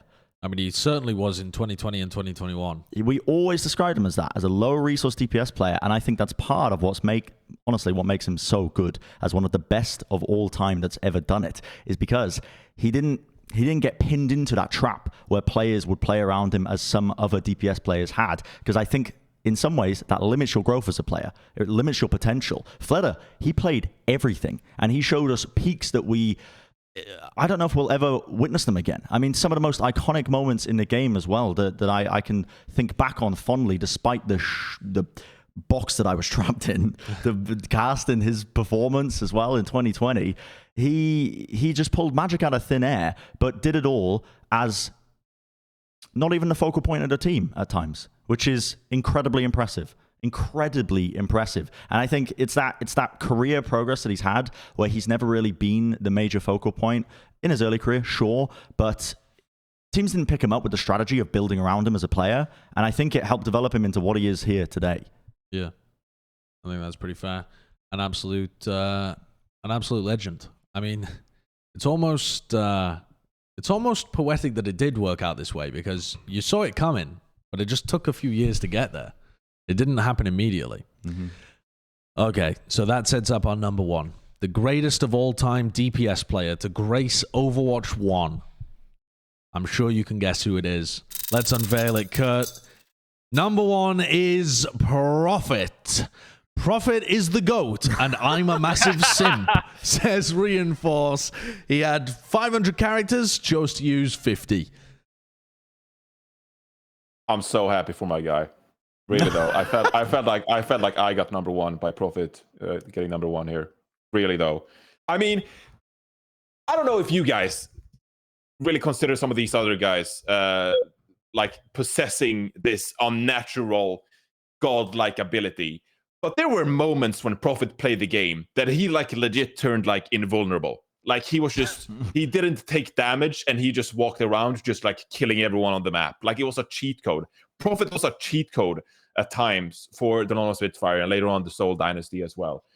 Like, some of these highlights he would pull off, he would just kill entire teams by himself, dominate on so many different characters. Where it was the Tracer when he started out, building his legacy on GC Busan, flexing over to the Genji in the finals and taking down Haksal in the finals. He just conjured up the Genji. He was like, yeah, I can play Genji now. Sorry, Haksal. And he just outperformed him in the finals. Like, that's unbelievable. And then he carries the London Spitfire, not by himself, but to a large degree, he was massively influential in London Spitfire winning the 2018 championship. 2019, GOAT's meta, not really London Spitfire's flavor of the month, but then later on as well, he makes the grand finals with Seoul Dynasty in 2020. And he's known as Playoff P, okay? He just gets better when you need him to show up the most in playoffs, in elimination matches. and he was already a star player besides that. I mean, I can't coom enough about this guy. He was legendary. He needs to go. Yeah. What also, I find this aspect gets destroyed in the playoffs argument too, is that people assume if you're a guy that peaks in the playoffs, that you must not be the best in the regular season. But he is so consistent. He does not fall into the category, in my opinion, of one of those players that drifts through the regular season and then only pops off in the playoffs. That isn't him. To me, Prophet is always going to give you phenomenal performances in the regular season matches. He just goes even further beyond in the playoffs. That's crazy, because there are other players who, like if you think even about Birdring, his partner, right? There were times for sure where Birdring felt like meh in the regular season, but then beasted in the playoffs. Like 2020, for example, is an exact year like that. Prophet never had one of those years. He was always nuts in the regular season, just turned it up even further. And he's a freak. He's a freak. Yep. There's not much more that needs to be said, I think, about Prophet. I mean, this guy has been one of the best to ever do it near the beginning of the game and has remained consistently one of the elites of the elites almost every single year, I'd say. And I would argue probably every single year. I know the counter-argument to that is GOATS and his involvement. But even then, I remember looking back at his GOATS play, with that being so team-focused in terms of the whole team needing to be a hive mind, his individual play in GOATS wasn't even that bad. Dude, he fucking tried. Yeah, that was the one thing I could always tell, is that he fucking tried his heart out, even during the GOATS meta. And it was so team-dependent, and the rest of London really didn't care that much, that it didn't showcase, it didn't materialize. But in my mind, every single year, he's been consistently one of the best, if not the best. I think one of the craziest things too about not just the longevity of his career, because I don't think no other player on this list has been as good as long as Prophet, other than like maybe Birdring. Really, like those are probably like the two in terms of how long their career has been, and how good they've been. No one else has been as long as him, but also the fact that, you know, we asked like who's had a better back-to-back consecutive years than Lip, right? But you could argue for 2020 and 2021, Prophet was still relatively close. Like the part to me that's so ridiculous is that Seoul Dynasty has continued every single year. People kind of forgot it. Seoul Dynasty has continued to be kind of dumpster fiery, like throughout every year of the Overwatch League. It's just they have Prophet. They just have Prophet, and like they literally just like Prophet and Fitz have. And it's a shame because that's another player I wish I could have gone to the list, but it's just not possible. It's Fitz. Yeah. But yeah, their DPS duo dragged them, kicking and screaming as they just fucking papeged around all the time. Like, into multiple great playoff performances. Like, it's truly incredible. That's how good Prophet is that he remains the GOAT, while also, unlike Flutta, who's had the Shanghai Dragons banner for 2 years, or Lip or whatever, this guy's been on the Seoul Dynasty, and he's still number one. Like, that team is Papige Central, and he is still number one. It's incredible how good Prophet is. I don't think it can be understated how fucking incredible Prophet is. Yeah, and if we're talking about longevity as well, right, there's an argument to be made, right, well, Prophet only started his pre-Owl career for Apex Season 4. He missed out on Apex 1, 2, and 3, you know, people like Birdring, people like Rascal, but those guys had to take breaks in their careers. Birdring because he wasn't as good during the 2019 and 2020 seasons. The regular seasons for both of those were not highlights for Birdring, sorry. And then for Rascal, he didn't play very much in the 2018 season because Prophet benched him. And then when you look at his career, he had to get back out of contenders. So Prophet has just been able to stay consistently at the top without ever taking a dip. And the only dip that you could look at was that 2019 year. And again, I feel like his individual performance, he fucking tried to make that team as good as he could by playing the Zarya, by playing the Brig. He swapped from role to role and was the best player on their team during both of the, well, maybe not the best player, but he was up there on both of those roles, just trying to make it work. So, yeah, this guy's a beast. Prophet with his dysfunctional teams. First the London Spitfire 2 years, and then the Seoul Dynasty with 2 years. Like, he was the Sisyphus of the Overwatch League. But the thing was, the boulder was just like 5 pounds too heavy. It was just like 10 pounds too heavy. He just couldn't quite do it. Like, even despite his strength and his willingness to just by all that was necessary, drag this fucking boulder up the hill. I mean, each technically season, that's starting from canonically the bottom. correct, Johnny. Sisyphus never got the boulder to the top either. No, really, he rolls the boulder to the top and then it rolls back down. Oh, then it revolves. Oh, yeah. Well, I guess so. Yeah, I guess that's true. So it starts with the regular season. Dude, Prophet was just waiting. He was just waiting for one other teammate to show up and like lend a hand. Not let him take breaks or whatever. He just wanted like the extra push. You know, even if it was just like the side hand to add these extra 10 pounds to this rock, just please help him roll this up the hill. But he was part of the most dysfunctional teams that couldn't figure out the Ghostman in 2019, Soul Dynasty in 2020, until Gesture, by God's mercy, found the Roadhog and become a very biblical hero in describing Prophet. But it's because he deserves it. Gesture found the Roadhog, and Prophet was just like, thank fuck, someone on this team can help me perform at the highest level. And that's how they reached the grand final, with Gesture playing the Roadhog, of course, very influential in that playoff run as well. That was an amazing playoffs. We had the conversation like, if Soul Dynasty wins here with Prophet and Gesture, then they're the most accomplished duo, the best duo of all time in Overwatch as well. They ended up getting second place, Tushok, of course, and that storyline, got a bit foggy. Couldn't figure that out. But Prophet, he was so influential in getting these teams so close to winning all the time, even until the stage 4 in 2021 when they lost in the first round of the stage. Yeah, I mean, not mad about the list that we created. I think our list at all. Actually, I think it's a pretty decent really good. list. Yeah.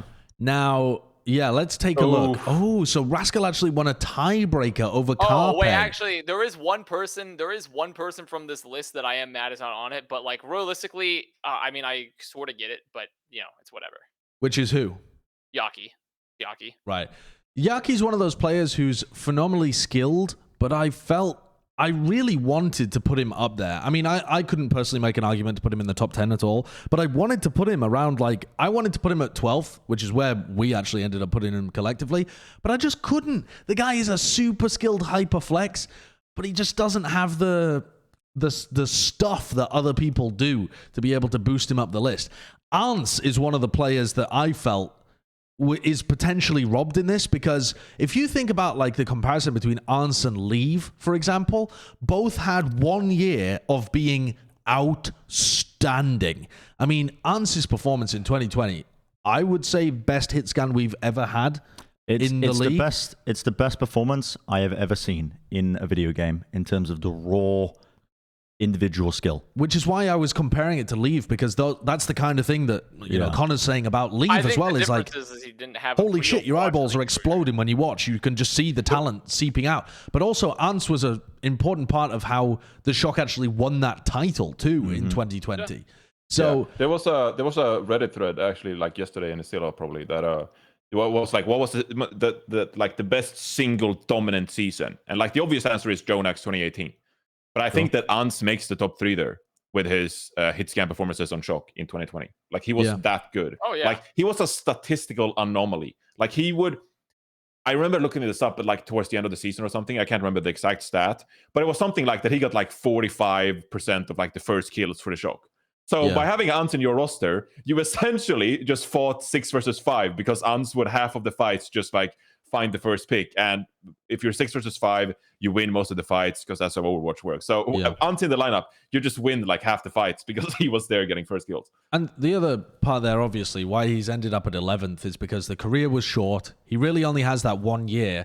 He had some playtime in 2021 as well, but it wasn't a huge amount, and he didn't look as incredible as he did in 2020.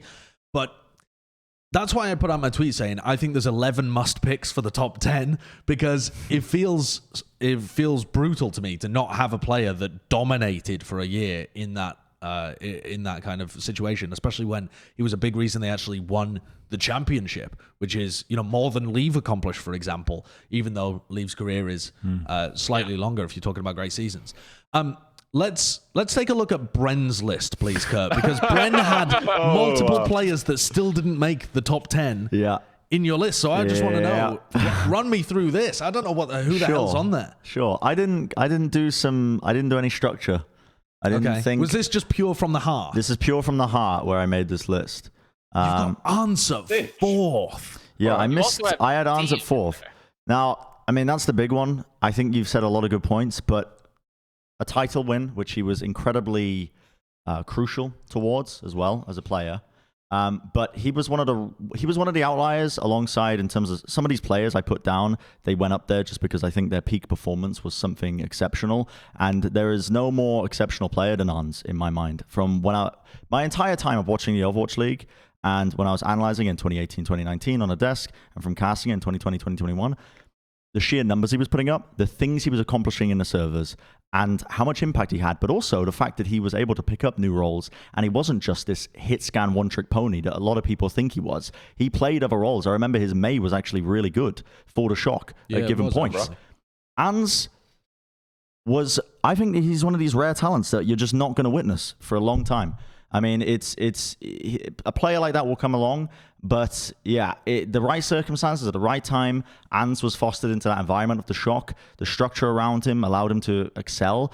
And I'm telling you, man, the numbers he put up, the shots he hit, it was inhuman gameplay that I was witnessing. You know, there's truly amazing players and amazing players over the course of Overwatch's history. But Ans consistently would put out just, I don't even know how to describe it. I have a real bias as well for just hit scan players in general. Mm-hmm. So that's part of it with him making it really high up in my list. But I mean, that's DM when I'm looking down at 8th. Yeah. I mean, that is a name that I don't think anyone else has got on theirs. Yeah. I have a real bias for hit scan players, but he's very skilled. Dude, Ans didn't win much. Ans was special, I'm telling you. Also hasn't played that much recently either. And I mean, Libero being on top 10, that's going to really get the New York Boomers riled up. The New York Boomers I have a hot take that, I mean, I think Libero over the course of like the core NYXL roster's career was their best player.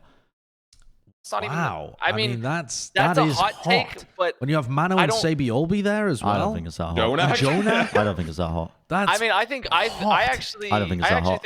I think that guy is criminally underrated. I mean, he might be underrated. I fucking stan Libero. I swear to God. I feel like he didn't get opportunities as well to play, right? Because he ended up retiring coming into, what was it, 2021? Right? Yeah, he retired at the end of 2020, I thought. He became like a crypto hedge fund manager. I don't know what the fuck he did. I don't care what he did outside of his life now, but as long as he hasn't killed anybody. Let's just get that out of there. But the point I'm making is we've described a lot of these players as the glue that holds these teams together. Libero was that glue, and his performance was so subtly good. Every single time, the focal point of New York Excelsior's play was always Jonak, Mano, Sabi Olby, and he always fell to the wayside. But my God, was that guy the consistent performer and sometimes the best player on the team in a given match at a given day. He got hard done by, I think, criminally underrated by a lot of people. Talk about criminally underrated.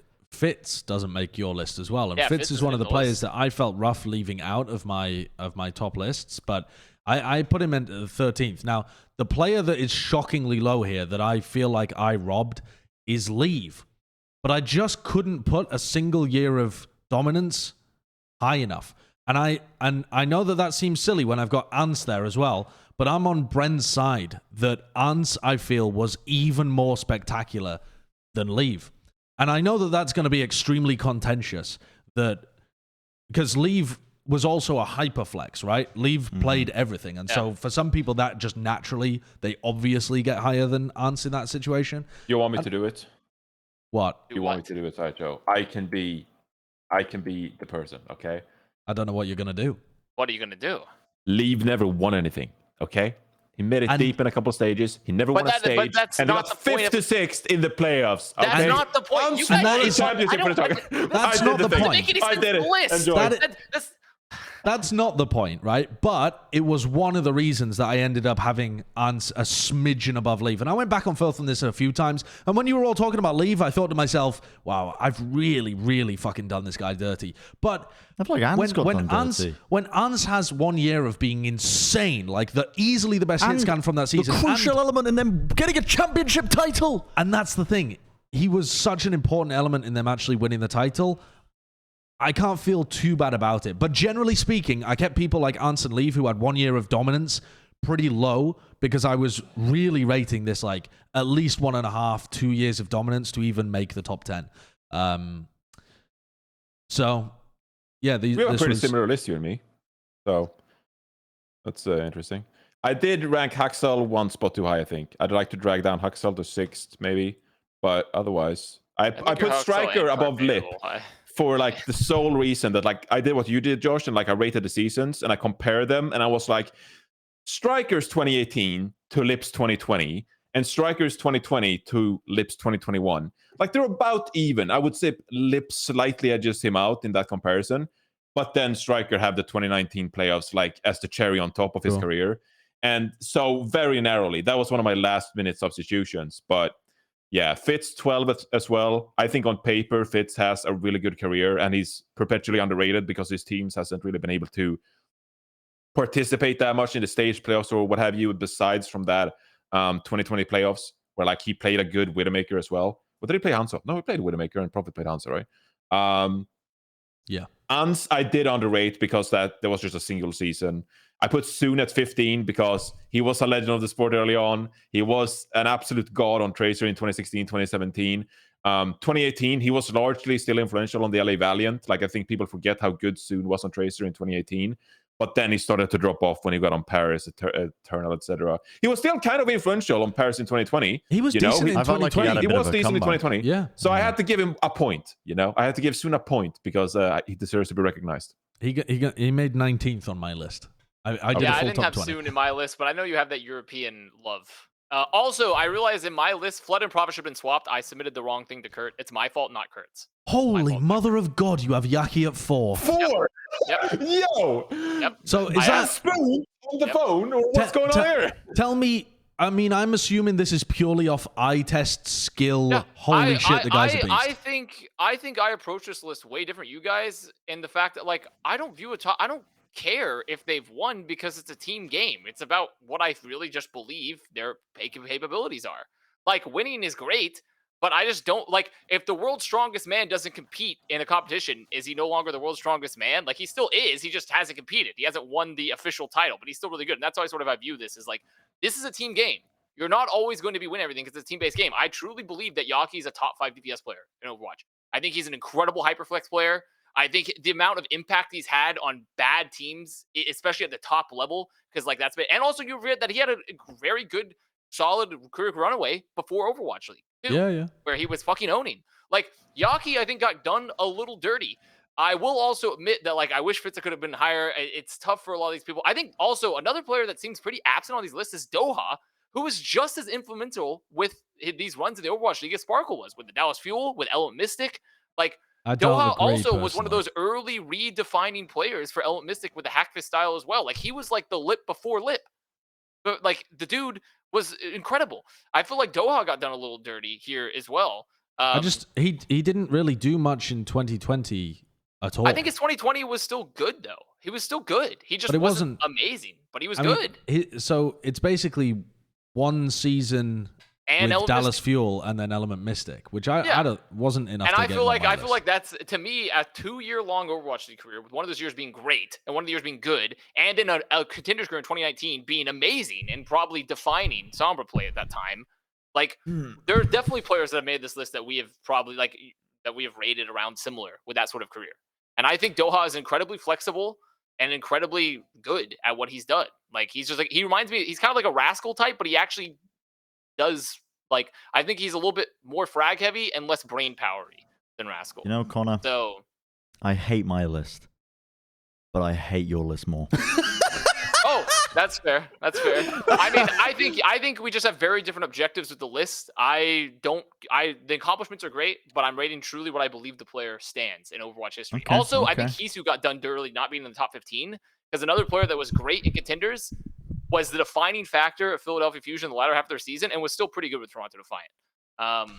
Yeah, Hisu's a decent candidate for being down somewhere, sneaking on the bottom. Towards the bottom of like that. The people that snuck on the bottom of my lists, like your 15, your like 12th through 20th, tended to be the players that had one insane season. So I'm talking Pelican, Kevster, these kind of guys who obviously are not going to get on a greatest of all time list because they just don't have the all time part. But they had at least, I mean, especially for Pelican, holy shit, what an incredible 1 year he had. Made it to a finals, like you gotta have him in contention Also, his for some of continuous those performance spots. was incredible before that too. The problem is like there was just other players that had more history than them. Like, but realistically, if we had done like a one of shorter-term list, 2021, like then Kevster and like Pelican, like they would have been there for sure. Ons would have been there. Like they all would have been there. It's part of the risk was also like how long they were good. Like how long I feel like they've been good. But they had been multiple years. God. Oh, let's take a look at Matt's. Oh God. Let's take a look at Matt's. So he had Fletter. Is he the only person that had Fletter number 1? Oh. Well. Did you have Prophet number 1 as well, Matt? I was supposed to have Prophet. I submitted it wrong to Kurt. It was supposed to be Prophet Fleta, but on the official list that Kurt has, it's Fleta Prophet, but it's my fault. I didn't check when I put the list. Well, it didn't make a difference either way, but okay, so... The K10 is the one that stands out here. Otherwise, looking pretty... I mean, he's got Kevster 11 too. He has Carpe extremely high. Well, maybe not extremely high, but quite a bit higher than the rest of us at 6th.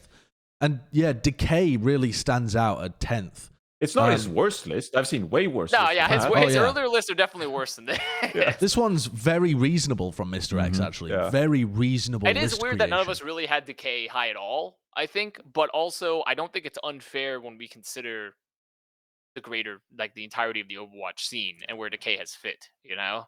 Yeah. Like he had one amazing year and has not lived up to the hype of that ever again, and also was not quite as accomplished pre-Overwatch League either.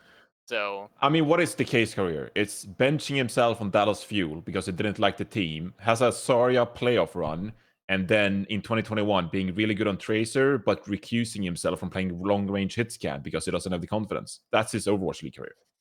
Yeah, I mean, also being a pretty damn good Zarya during GOATs, but not and fair enough.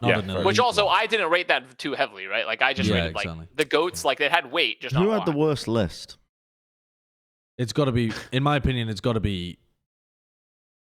I mean, it has to be you or Connor, and I think I'm leaning towards you, mate.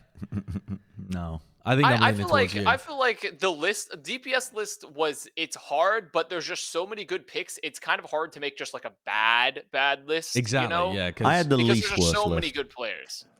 So incredible. It's tough. I also feel like I always approached the list very differently than everyone else throughout the entirety of all these lists. Let's stop with the negativity. In the comments section, tell us who you think had the best list. Yeah. All right? Who do you agree with the most? Yeah. I actually molded. Straight from positivity. I molded at how much praise you got last week, Josh, for your main tank list. Because people just universally just like believe that you were like the fucking Jesus, or not Jesus, Moses coming down the hill with the 10 commandments of like the best main tank players. And I was like, this is a bunch of bullshit. We can't do all this bullshit because some imaginary guy in the sky said this shit. No, I was fuming when I saw. I know. I saw you tweeted or something Lord. saying, "I can't believe I'm getting roasted for this main tank list." I'm telling you, it was the impassioned speech. All right, the Overwatch community loves an impassioned rant. They loved your Rascal one. They loved my one about Fate. Just if you have a hot take, but you can go on for 3 minutes and make it sound somewhat coherent. Oh, you've won them over. You've won them. But Johnny, you didn't view the opposite because there was plenty of other people saying that my list was the best on other social media platforms. So really, when you think about it, on other social, what do you mean, like Tumblr? Reddit. What the fuck where you looking? No, it was Reddit. It's just Reddit. Like Avast Google's his name. Also, I promised myself to never read YouTube. I don't know where you've seen the Josh praise. I'm assuming in Reddit or YouTube comments. I would rather blind myself with a hot iron than read YouTube comments. But also, the way I excuse it, make sure you subscribe and comment to our YouTube channel. Make sure you comment to our channel. Not the Plat chat YouTube comments. Exactly. Avast respects all of you. I respect. I have one question for you, Avast. Last week after the main tank rankings, did you get a DM from someone that validated your rankings? I mean, not real. Honestly, comparatively to the support rankings, it was kind of quiet. No base comment. No base comment on that one. Okay. Yeah. As I made that rant on the live premiere, Super DM'd me and said, "Based."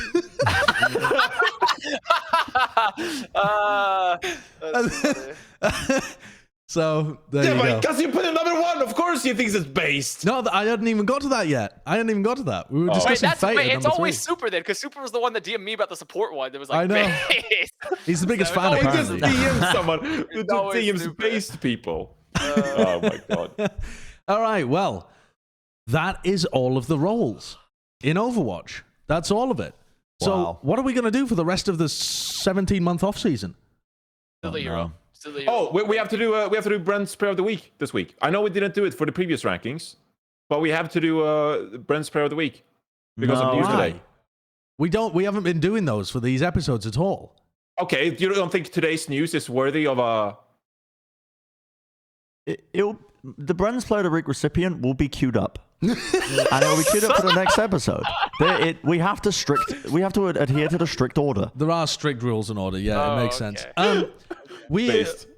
We're considering a bunch of different things for the off season, but honestly, if you have ideas, throw them into the comments as well. We enjoyed doing those like team previews, and it seems like people really enjoyed those in the previous years. So we might pump out a few of those.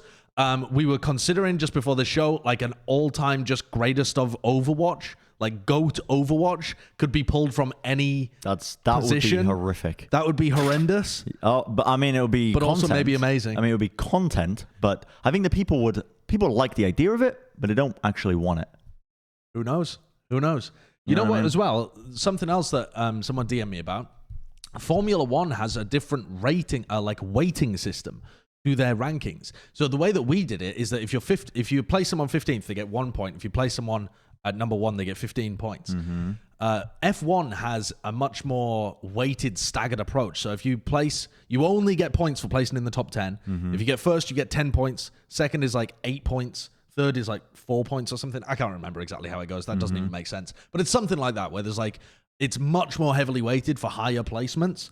And so that could be a cool weighting system to apply to the greatest of all time just players in Overwatch. Because that way, even if you have very, very different people involved, you still get weightings for who you think is the best. Anyway, nerdy weightings shit. What are you talking about? I don't know. I just went off on the deep end there for a moment.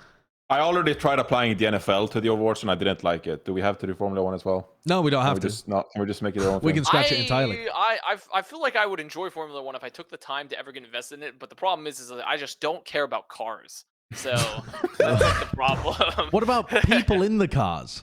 That's the thing. That you would think that they would care about the fleshy pilot inside the metal machine, but I'm not. It's just I have to break that barrier down somehow.